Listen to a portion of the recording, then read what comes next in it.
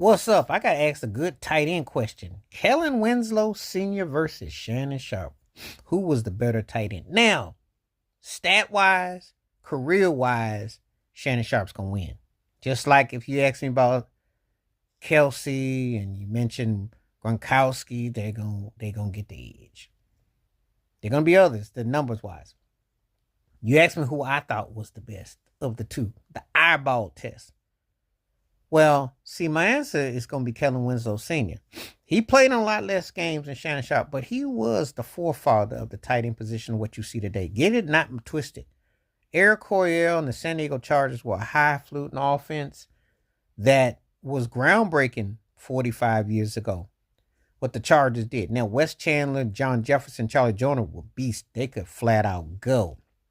But Kellen Winslow Sr., as a tight end, was all around incredible ability. He was the first tight end that I saw that he wasn't just a burly guy that was used as a decoy. Because to be honest with you, tight ends for a long time, even after him, were kind of like a decoy, like a sidekick, and they were just big bodies and they kind of moved. He was a guy that was a freak of nature. Like he had wheels, hands, incredible all around game.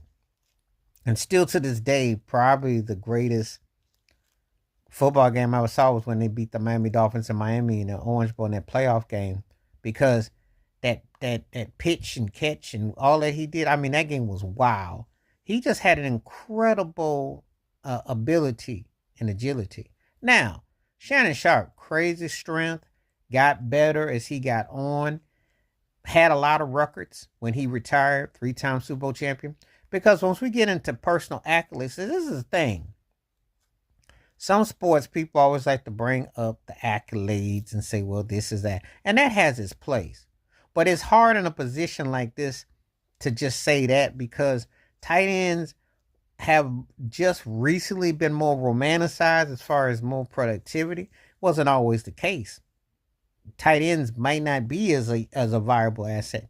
When I saw Kellen Winslow Sr., though, that was the first tight end that I got to see that I was like, this dude was something different because tight ends were like big burly. It was kind of like a fullback, blocking, catch some passes, get some first downs, chug a lug, do the dirty things, the odds and the ends. Not where that dude was like a focal point of moving the rock.